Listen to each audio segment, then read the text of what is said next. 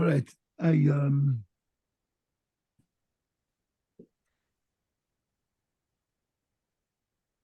I'd like to speak about the matzah, the situation of what's going on, and give a little bit of perspective, but really share what I've experienced and in myself, and how I'm processing that experience, and to share some of those ideas with you, and see if it perhaps puts a little bit of perspective on things that are going on. I can only tell you that it's been a very intense couple of days, as you can only imagine. Here in Beit Shemesh, Baruch Hashem, we're sort of out of the we're not out of the line of fire, so to speak. There was many sirens, and we've had to go to the safe room many times. I'll tell you a few things that happened on Shabbos morning, but there isn't a person in the country that doesn't know someone, or that is not related to someone, or doesn't have a neighbor or somebody in their building that has been affected, either because they themselves something's happened to them, or that they've experienced something, or that they were called up to the front. We were sitting on Shabbos morning after services, sitting on the Merpeset, looking out. I look out at about 6 different parking lots, and all throughout the day, people were getting in their cars and clearly going off to war, being called up as reserves. So everybody in the country is feeling it, and feeling it in a very, very profound kind of way. Shabbos morning, Friday night, Hakafos were normal. Simchas Torah was regular. It was such a glorious day. Everything was perfect. And then Shabbos morning, about 6:30 in the morning, I heard a siren. But it wasn't a siren in the neighborhood, so I didn't wake anybody up. It wasn't a loud siren as if it was in the neighborhood. It was coming from another neighborhood. Okay, but then I heard a lot of explosions, and I knew that it wasn't merely just the normal, just the usual missiles going off, patriots shooting them down. And I kept hearing off in the distance the sound of of missiles, the sounds of explosions. I went to shul, we started davening, and after the first section of davening, there was a siren. We don't have a bomb shelter or a special room inside of the shul. We had shul's in a caravan.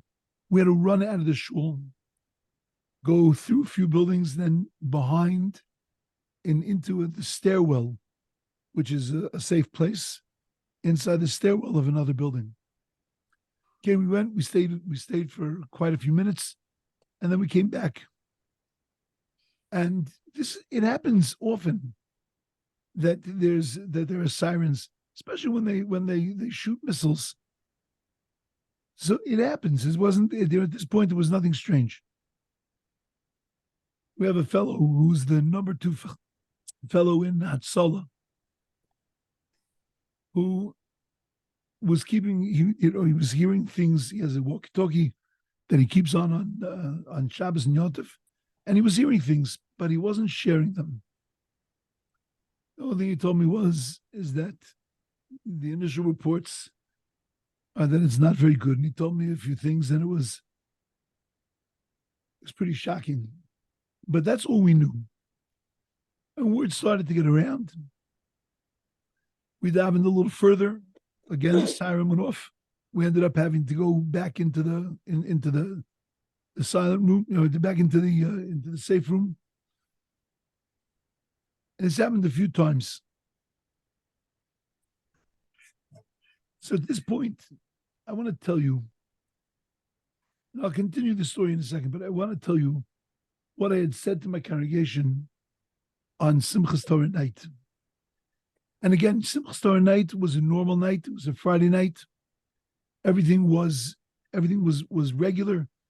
The excitement for the Yontif, everything was beautiful.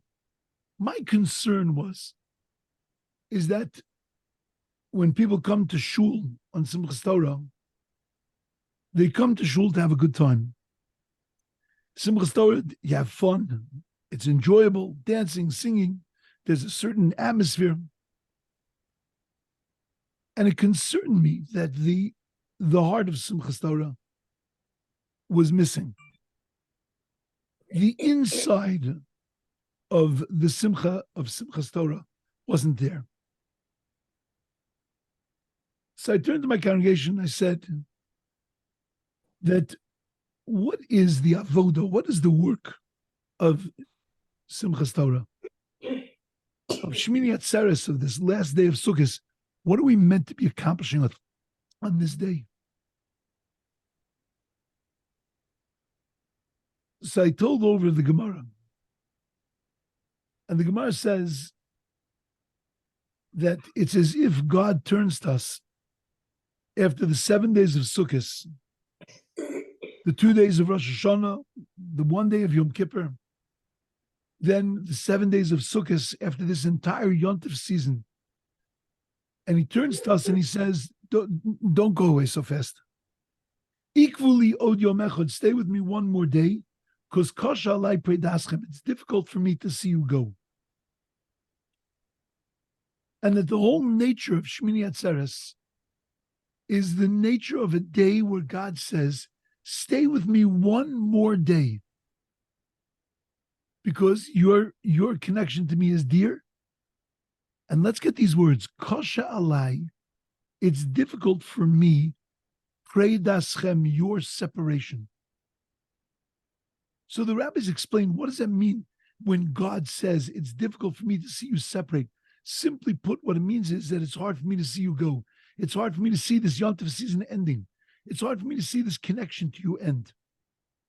Others explained it means that when we're there during the holidays, we are so connected to each other. There is such unity that God says, it's hard for me to see you become disunified, to see you separate and split apart. But I said, however you understand it, how does staying one more day make a difference? Because all it's doing is delaying the inevitable. Because you're going to have to leave tomorrow. You're going to have to go back home from Jerusalem tomorrow. So why would God say, stay with me one more day because it's hard for me to see you go? It's going to be hard tomorrow. So what did you gain by staying an extra day? So I said that staying the extra day makes such a difference in our lives that there will be no separation. That if we stay that one more day and we accomplish what we need to accomplish on that one more day, so then there will be no preda, there'll be no separation. We won't disconnect ourselves from God at all. So I explain, what is it that we're supposed to accomplish on that day? You know, we know that Sukkot is one step up from Yom Kippur. And I know that's shocking, because in everybody's mind, the most important day of the year is Yom Kippur. The truth is, the most important day of the year is Sukkot. Because Yom Kippur, we get the feeling, we get the understanding, the desire to connect to God. But on Sukkot, we take that and we bring it into our lives. And then on Simchas Torah, We embed it in our very existence, in our very core. And we carry that with us throughout the rest of the year. Because what is Simchas Torah meant to be? It's meant to be a day of devekus, of attachment, of connection, of connection without a kli, connection without a vessel. There's no lulav, there's no esrog, there's no sukkah. It's just us and God and His Torah. And really what we're meant to accomplish on Simchas Torah is that sense of the revelation of God, of the connection to godliness, the connection to the Shekhinah, to the divine presence. Which when I say those words, it sounds so foreign because you can't really imagine that. When we think about Simchas Torah, we don't necessarily think about that. That's more like Yom Kippur. We think Simchas Torah is fun, running, dancing, singing. No. Terrible blunder. Simchas Torah is the day to tap in to the godliness inside of us by holding on to the godliness in the world, holding on to the Torah. And we're meant to feel that sense of Ein Od Milvado.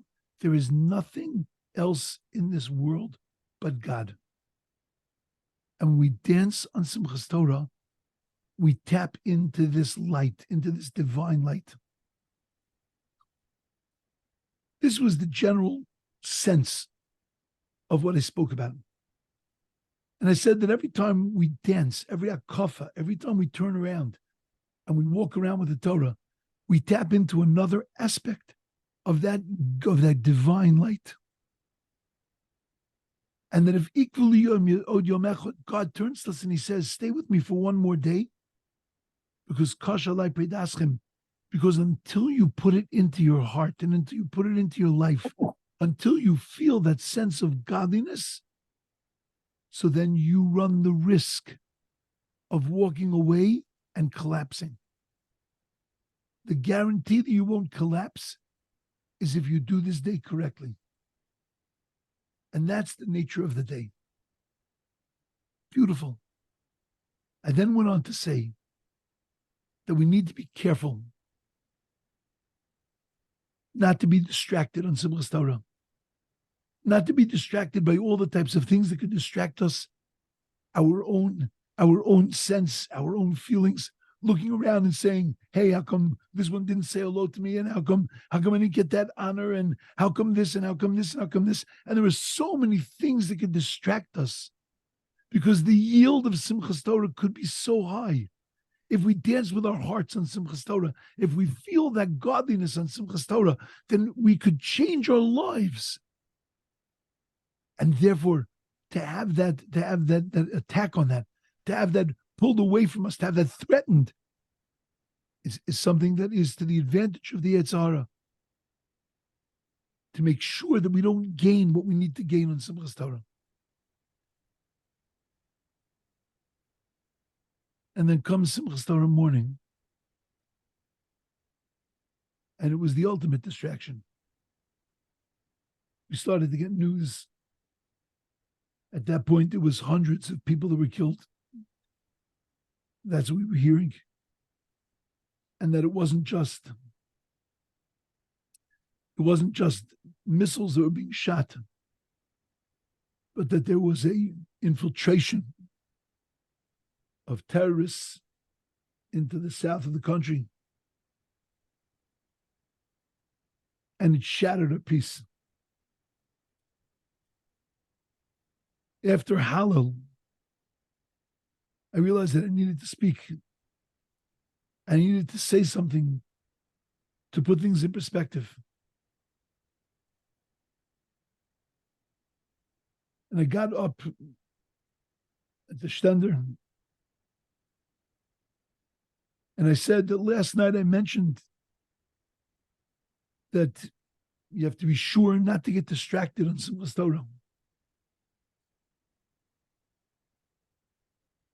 I said, I didn't mean this kind of distraction. And literally at that second, the siren went off. and everybody bolts out. While we were inside the safe room, we decided we'd already gone out 3 times. It didn't pay to go back into the shul because clearly this was going to keep happening and happening and happening. And we decided to stay there. So some of the people that were davening with us started to say, maybe we should just cancel, not have a kofas. Just don't dance, don't sing. Look, there's something terrible going on in the country now. Maybe we shouldn't be doing this. And that's when I finished what I was saying. I quieted everybody down. And I said like this. If you came to shul this morning to have a kofas, to have a good time, then you're right. We should cancel a kofas and we should go home. But if you came to serve God and you came to connect to God and to feel the godliness in the world and in your life, so then we have an obligation to serve God. No matter what's going on around us, no matter how many bombs are falling, no matter how much destruction is around us. The Piazetzner Rebbe, the Eish Kodesh, in the ghetto and in the camps, continued Simchas Torah. Because that's our avoda, it's our service to God. This is what God wants from us at this moment. He wants us not to look at it and say, there's something going on, and therefore let's retreat. There's something going on, we can't serve God. But to find that way within what's going on, to double down, and to show him that no matter what goes on in this world, there is nothing that can distract me, God, from you. Because this is not about me. It's not about my enjoyment. It's not about my fun. It's about you and about connecting to you. I remember there was a Purim. There were 2 Purims that were challenged. One was when Baruch Goldstein went in to the Cave of the Patriarchs on Purim morning and massacred over 30 Arabs, trying to thwart the efforts of stockpiling ammunition and guns in order to be able to carry out terrible attacks against the Jews. Nobody would listen to him. Whether he was right or he was wrong, that's not up for debate. We're not discussing that. But it was such a terrible tragedy that people said, maybe we shouldn't do Purim. Maybe there should be no Suda, maybe there should be nothing. During the Scud missile war, people also felt that we should stop. I can only tell you that during the Scud missile Suda, in the middle of that Suda, for those that remember, the war ended. And it was mamish like a Purim miracle in front of our eyes. But in neither one of those cases would I let Purim, would I say, that's it. No, pare it down. Because it's not about us. It's about the way we serve God. So many of the things we do, we get into them and used to them, and they become part of our culture. They become part of our existence. They become part of our lives, but not in its connection to God, in its connection to our lives. Very often, even our davening, even our Shabbos, our basic observances are the way, this is the only thing we know. But it's not because it's connected to God. How often when we make Kiddush on a Friday night and we say, Yom HaShishi, that we're thinking about God and his creation of the world? How often when we sing Shalom Aleichem, feeling those incredibly beautiful feelings, having our families sit around the table, do we feel a sense of God and a sense of godliness. That's what these moments are about. Tapping in to strengthening our understanding of God and our connection to God. Davening is not about reciting words. Davening is not about chanting. Davening is about building a relationship with God. And when things are smooth and good outside, then it's easy to do that because it feels good and nice and wonderful. But when things are challenging, it becomes much more difficult to find that place that this isn't about fun and jumping and dancing. This is about showing God the honor to his Torah and the honor to God. You know, when we say Shema, which is the declaration of faith in God, we put our hands over our eyes and we say Shema Yisrael. And most people explain that the reason that we put our hands over our eyes is because we need to concentrate.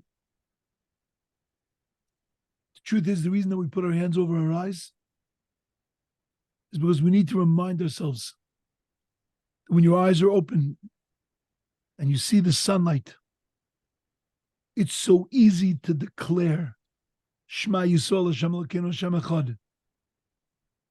But when it is dark outside, when it is black and bleak, it's much more difficult. And you have to work much harder.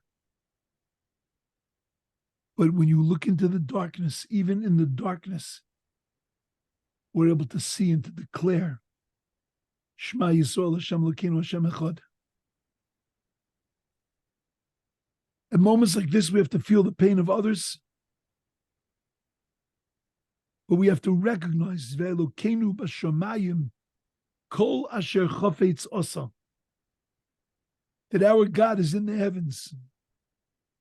And kol asher chafetz, everything that he wants, he does. That there is a plan for everything. And that he understands what's going on.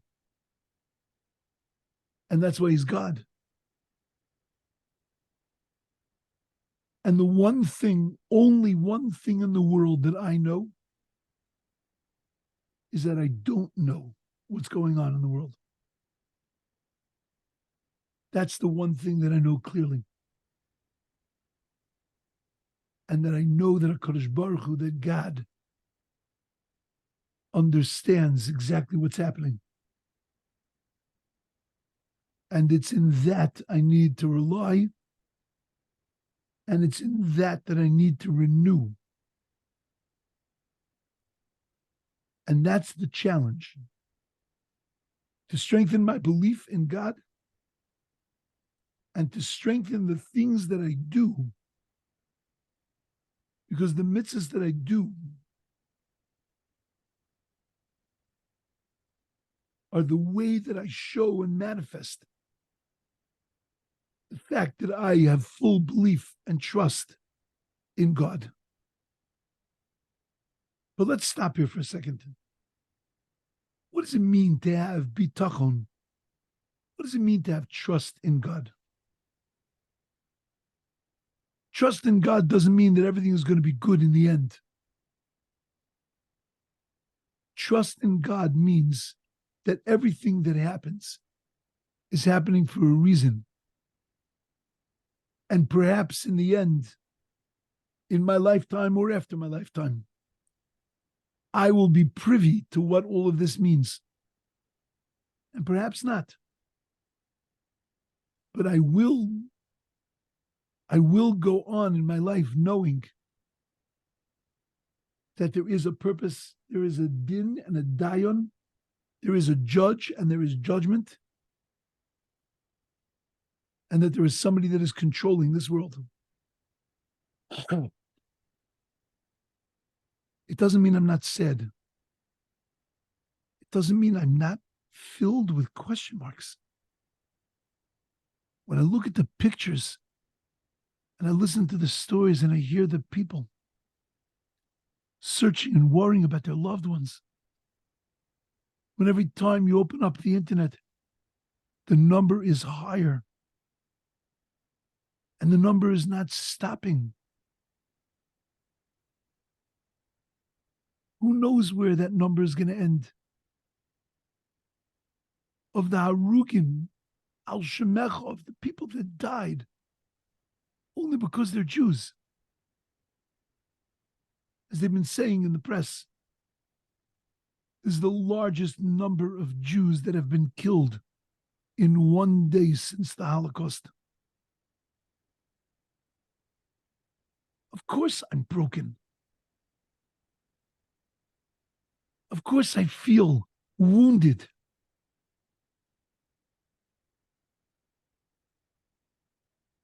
But it doesn't distance me from the Master of the universe. Because I understand that the Master of the universe is just that, the Master of the universe. We read a pasuk in the Torah reading on Simchas Torah, the last parsha, V'zos HaBracha, where the Torah says, Av chovev amim, that God, indeed, you loved the tribes greatly. Kol kadasha biyadecha, all of the holy ones are in your hands. Ve'im tuku liraglecha, and the way it's translated is that they planted themselves at your feet. Yisa midabrasecha, bearing the yoke of your utterances. What's the point of that pasuk? That we threw ourselves at God's feet at Har Sinai, Yisa midabrasecha, and that we carried on our backs, we carried the yoke, the responsibility of the commandments of the Torah. What does tuku l'raglecha? So the commentaries say tuku l'raglecha means, the word tuku is from the word broken. That it's the reality when we are tuku, when we're broken. Then l'raglecha, we throw ourselves at God's feet. We stand in front of him in prayer and tefillah. We say Tillim. We double down on our mitzvos or on observances.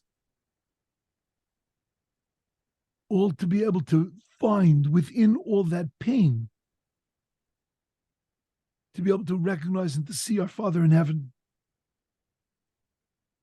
It's normal to be scared. It's normal to be angry. It's normal to be anxious. It's normal to be worried and to be frightened and to be confused. And no matter what a person is feeling, we don't judge. We don't criticize. We don't talk people out of their reactions. But at the end of the day, we take that feeling of brokenness, that question mark, that confusion, and with our hands over our eyes from the darkest of places, we declare Baruch Dayon Ha'emes.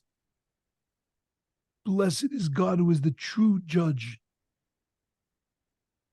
Shema Yisrael Hashem Elokeinu Hashem Echad.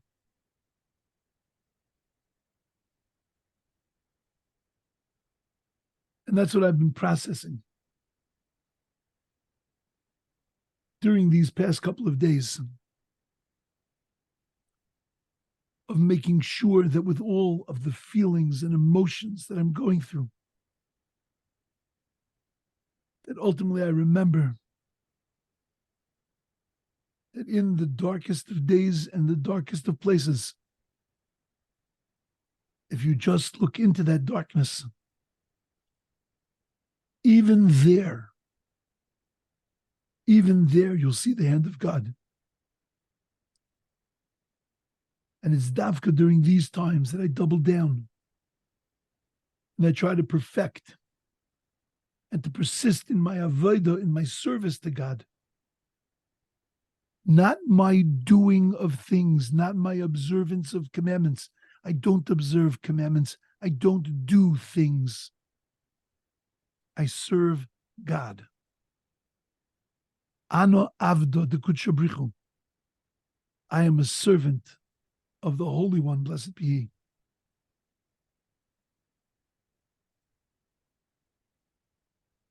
And when I'm able to find the strength to stay focused as a servant of God's,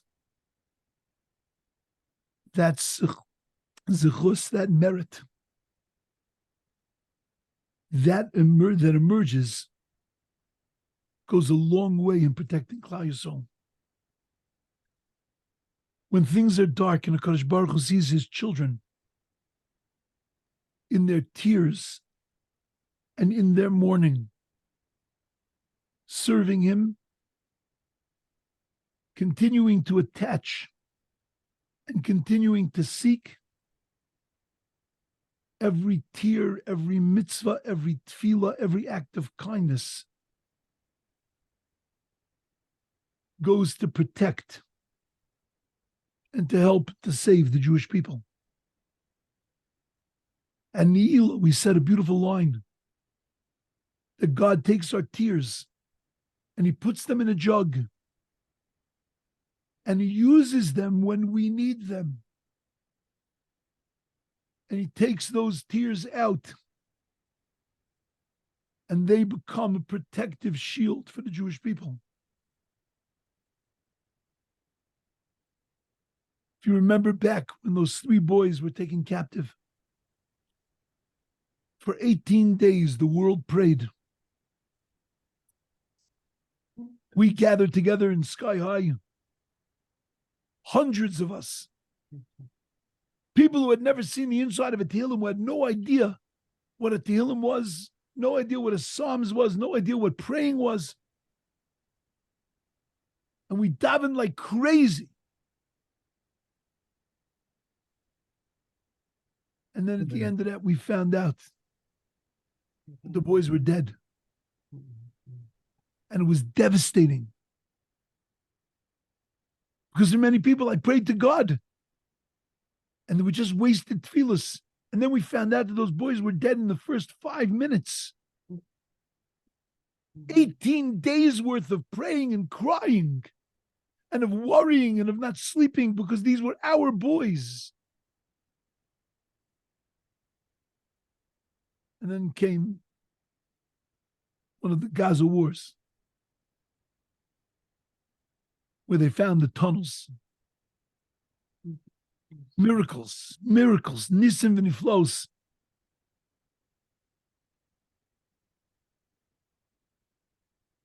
It's as if God took those tears that we cried in one situation and He used them to protect us and to help us in another situation. No tear, no chesed, no prayer, no mitzvah goes to waste. And that's what I need to be doing now. I need to double down. I need to double down on my service of Hashem, on my love of His people, on my care and concern, and on myself, my perfection, becoming a better Jew and a better person, a better human being. Because every little bit of movement that I make, that merit soars to the heavens and protects us and saves us. Whether we're here in Eretz Yisrael or whether we're in America or in any other country. That's what we can do. Oh, we can collect things and we can give things and we can throw money at any problem. And we need to do all of that. but we also need to give fuel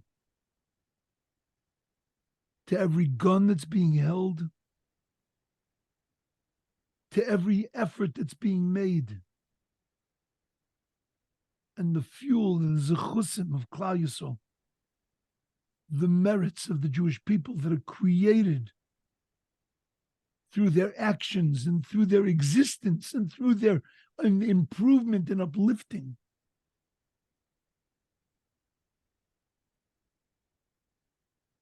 I'm far away from the battlefield, but I'm very, very close to the battle.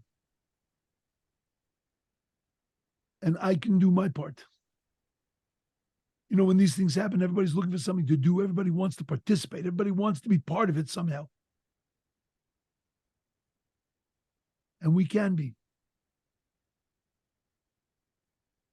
Clearly, the Rebbeinu Shalom is sending a message. No idea what it is, though. Which means I need to respond. I need to respond within myself, within my acts of chesed, within my tefillah, within my own existence and being.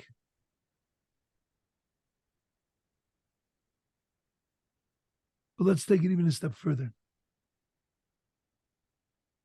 Because the Gemara says in the days of King Achav was a very wicked king. But he was successful. And the Gemara questions, why was it that he was successful? And the Gemara says, not because he was religious, because he wasn't. Not because he was a fine person, because he wasn't. But because there was unity in Am Yisrael. And because there was unity in Am Yisrael, there was, by definition, divine success. HaKadosh Baruch Hu looks to see if there's unity in the Jewish people, then we have success. And when we're disconnected, then we're dismally unsuccessful. And this is critical. Because anybody who's been watching news knows what's been happening here in this country. I can only tell you from living here, the hatred that has existed in the past couple of weeks is off the charts. It's off the charts. What happened on Yom Kippur? There was a minion that tried in Tel Aviv to daven outside, and the anger that it spewed and the violence.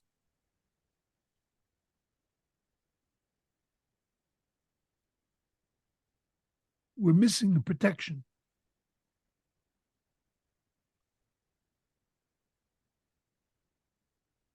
So you have to wonder, how do you get it back? So everybody's got good answers. We have to listen to each other. We have to this, we have to that. And there's all kinds of things that are people saying that, oh, it's, we have to be careful with the hatred that we have to each other. You're right, 100%. But like many, many things, it doesn't get fixed until you fix the core. What's the core of the hatred that exists between people and the discord that exists in the world and the discord that exists amongst Jews? And I'll tell you what the core is that the core is that life and the world and everything is really ultimately about me. And when I live in me, and it's all about the way I see the world and the way I want the world to be, then you become my enemy. But when I step outside of myself, when I step outside of myself and I see you, so then incredibly, my perspective on the world changes. And now there's a possibility that I can hear you and listen to you, not necessarily agree with you, but that we can make some kind of peace and connection and existence. Because the world is not about me. And my friends, if you open up your eyes, don't just look at all the horrible videos that are being sent around. It's also to watch some of those. See people being shot and murdered. You can't look at that. But keep your eyes open, and you will see so many gorgeous, amazing things. There's this story of a woman. Don't remember all the details, but she was taken captive by the terrorists. And she and her husband, they were in their house. And she knew she needed to distract the terrorists so that she could go. And this way the army could come in and save her and her family. And like a Yiddish mama, she looks at the terrorists and she says, "You look tired. You're hungry. Oh, Tatala, what are we going to do with you? Yeah, take something to eat." And she feeds the terrorist. Yeah.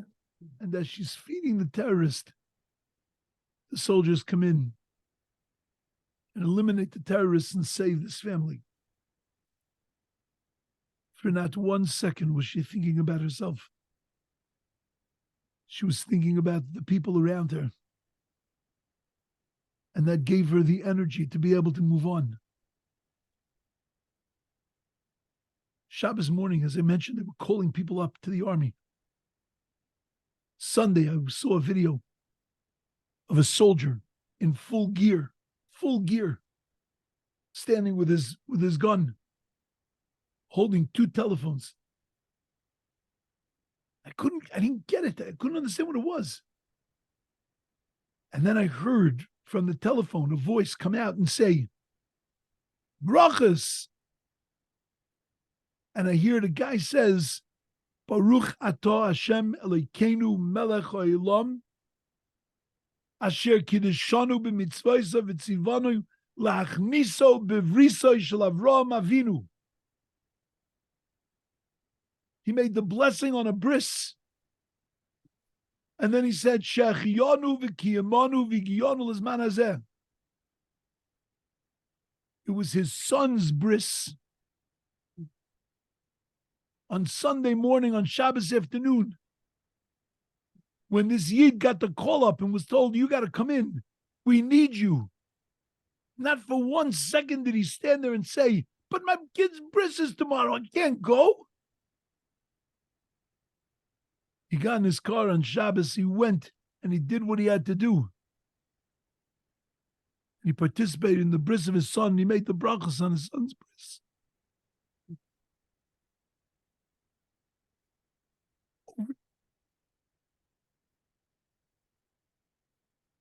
Over the telephone. That's stepping outside of yourself and saying, "I'm living for something much bigger than me." Every second here in Eretz Yisrael, I can't tell you, there's another WhatsApp that comes out.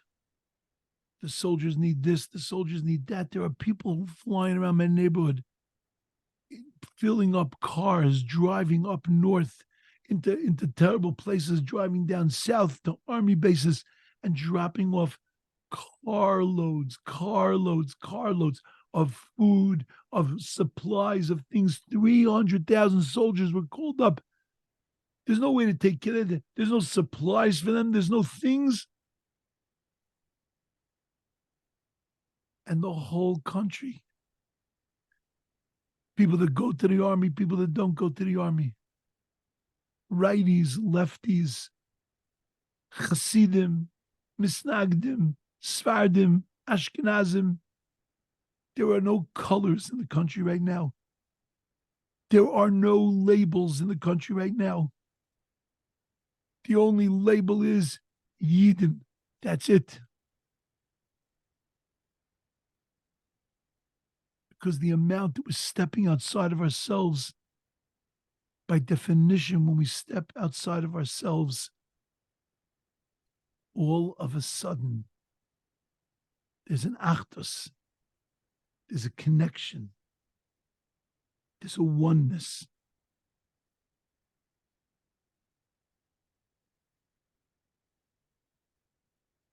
That's part of my avodah, part of the work that I need to do, is step outside of myself. It's not about my pain. It's not about me. It's about you. It's about us. And it's incredible. The kind of zechus, the kind of power that creates.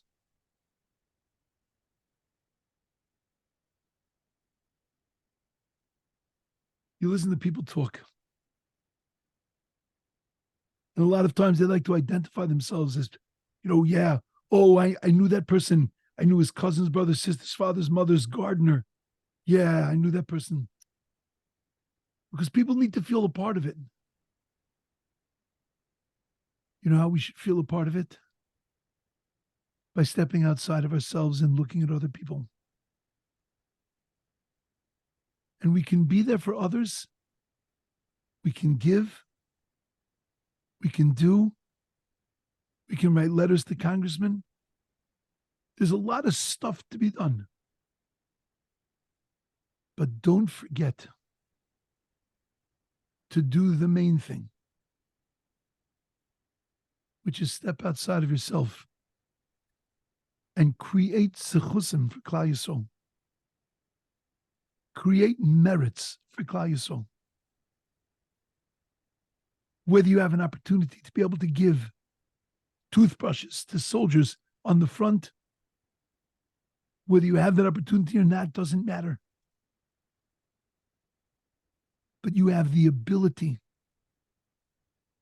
to be able to create a protection for him, a protection for every hero and every soldier that's standing on the front, that's standing with a gun, every father, every son, every brother, that's protecting the rest of us, not just the Jews inside of Israel, but protecting the Jews around the world. We have an ability to be able to protect them through the tefillas, through the davening, through the mitzvahs, through all of those things that we do. I'll just end with an incredible story. I've heard multiple stories like this, but last night we gathered all the boys in our yeshiva together. It's been a whole nother challenge of helping these American kids process this whole thing. And we sat around last night, somebody took out a guitar, and we were singing. And one of the boys who was not particularly connected to things, everybody was sharing their feelings. And he said he saw this with his own eyes. Said there was a kid from his neighborhood who was in the army. I imagine that this boy was not so religious. He probably looked at his telephone over Shabbos. But he found out that this boy was missing. And the whole Simchas Torah, he was like crazy. He didn't know what to do. As a boy, he knew very well. Came Ma'ariv. And this kid stands up in my shul. And he stands up and he says, to people much older than him. Like he totally stepped outside of himself. And he said, "Gentlemen, can we please pray?" And he says the boy's name. He's my friend, and they can't find him.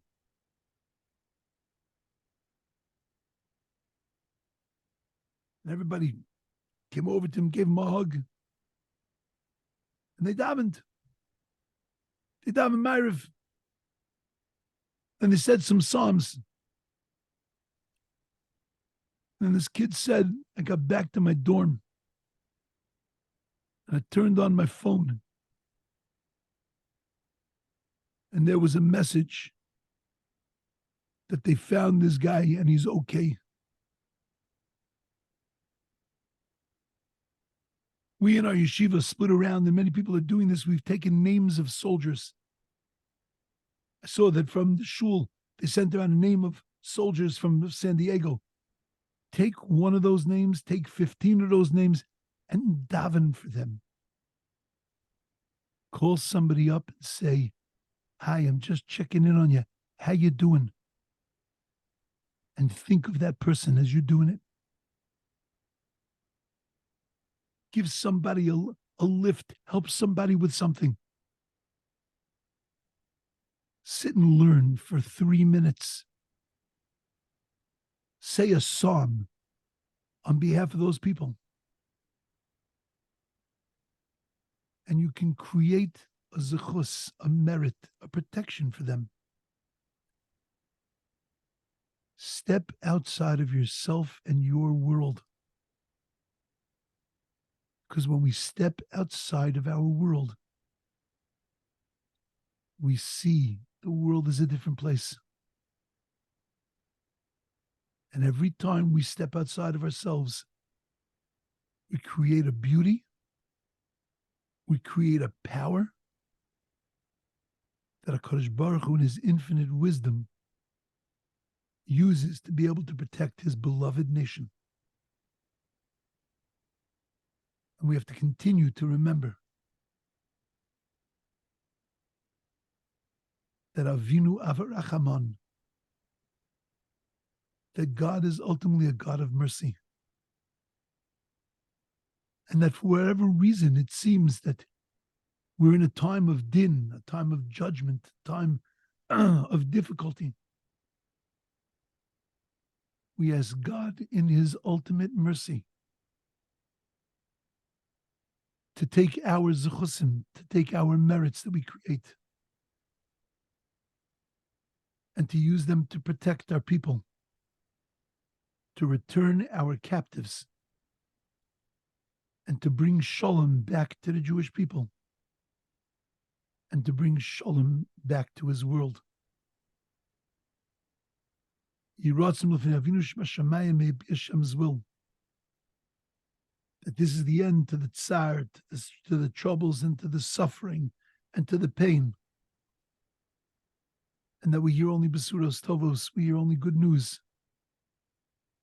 And that this just brings us one step closer to the Bias Goyal, Timaisa Mashiach, that should come b'mehero v'yomenu.